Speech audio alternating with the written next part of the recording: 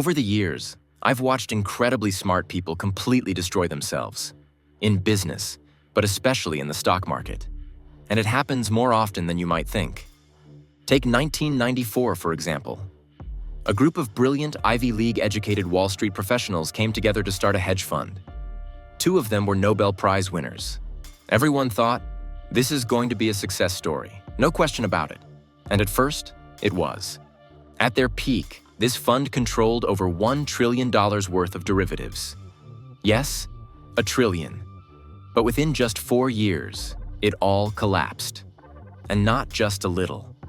It became one of the most spectacular financial failures in history. That fund's name? Long-term capital management. And that's exactly what we're talking about in this video. Why do even the smartest people fail when it comes to investing? What mistakes do they make? Often without realizing it. And most importantly, how can you avoid those mistakes? We'll break down the psychological traps smart people fall into. We'll look at lessons from Warren Buffett, arguably the greatest investor of all time.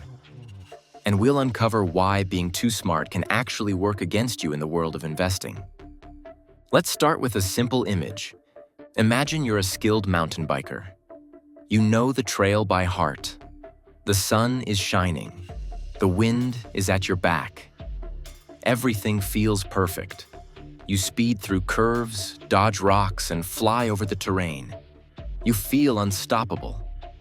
But then, one unexpected bump, one miscalculation, and you're face down in the dirt. Why? Because you got too confident. That's exactly what happens with intelligent investors.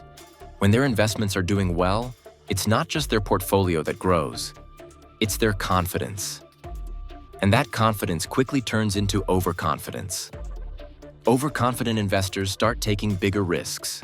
They think they've cracked the code, that they're smarter than the market. But the market isn't a puzzle to be solved.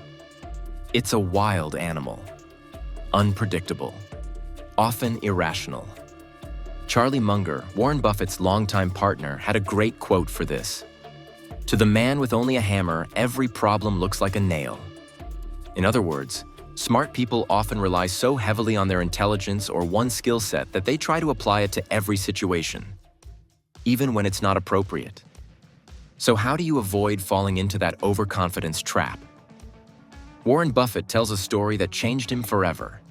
We go back to 1901, when two powerful businessmen, E. H. Harriman and James J. Hill, were both secretly trying to buy a controlling stake in a railroad company called Northern Pacific.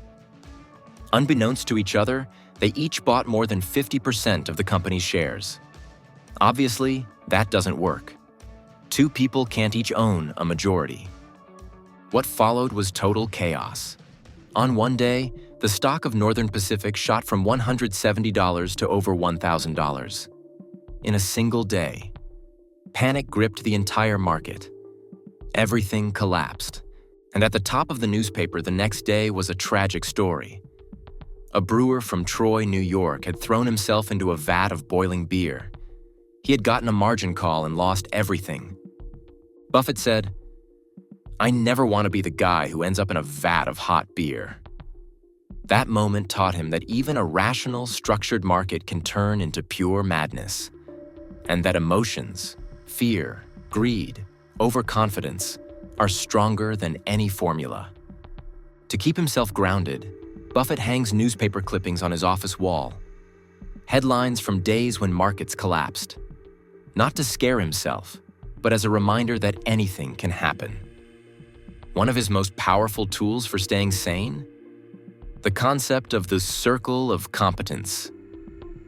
You don't have to know everything. You just have to know clearly what you do understand. And stay inside that circle. If a company is outside your expertise, stay away from it. Even if it looks exciting or others are hyping it up. But overconfidence isn't the only trap smart investors fall into. There's another one. More subtle, more dangerous, and even Warren Buffett fell for it. In 2007, Buffett invested nearly $2 billion in the bonds of a company called Energy Future Holdings. It seemed logical. a power company expected to benefit from rising natural gas prices. The market looked favorable. Analysts were optimistic. Buffett agreed. But he was wrong, and he openly admitted it. In his shareholder letter, he wrote, "I totally misjudged the risks and rewards. In tennis terms, it was a major unforced error." So what went wrong? Confirmation bias. Confirmation bias is the tendency to accept information that supports what you already believe and reject anything that challenges it. You hear what you want to hear. Buffett explained it perfectly. What the human being is best at doing is interpreting all new information so that their prior conclusions remain intact. That's the danger. Buffett was so convinced by his own logic that he ignored red flags. He didn't seek out disagreement. And in hindsight, he said, "I should have just checked with Charlie Munger." That's the lesson. Actively seek out disagreement. Surround yourself with people who question your thinking. Invite criticism. It's the best way to avoid getting trapped in your own echo chamber. If you don't have a Charlie in your life, use a risk checklist. Ask yourself, what assumptions am I making? What could prove me wrong? If this investment fails, why might that be? What am I ignoring or discounting too easily? But there's one last trap that smart people fall into, and it's maybe the most ironic one of all. They make things too complicated. I know that sounds strange. Isn't complex thinking a strength? Yes, in some areas. But in investing, complexity can be a liability. Picture two home cooks. Both are given access to a professional kitchen. Top-tier equipment, expensive ingredients, everything. The first cook tries to make something extravagant. Complicated, experimental. The second cook sticks to what they know. Simple ingredients, familiar recipe, no flair. Who ends up cooking the better meal? Exactly, the second cook. Not because they're more talented, but because they knew what worked. That's exactly what happened to Buffett in his early days. From age 11 to 19, he tried everything. Technical analysis, price patterns, moving averages, trend lines. He'd read every investing book he could find. He got bored easily and kept chasing new strategies, just like many smart people. But around age 20, he read one book that changed everything, The Intelligent Investor by Benjamin Graham. It brought him back to the basics. No magic formulas, no flashy theories, just rational thinking, margin of safety, and discipline. And from that point forward, everything changed.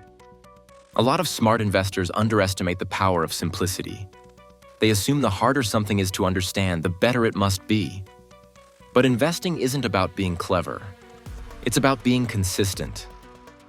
As Buffett says, you don't get extra points for jumping over 7-foot bars instead of 1-foot bars. That's why Buffett built his entire system around simplicity, and why it's still effective today. His approach boils down to a few repeatable habits. Understand what you're buying. Stay inside your circle of competence. Look for a margin of safety. Be patient. Avoid emotional decisions. You can use that same system. You don't need to be brilliant, just honest with yourself and disciplined enough to follow a proven process. Let's summarize. Don't let overconfidence blind you.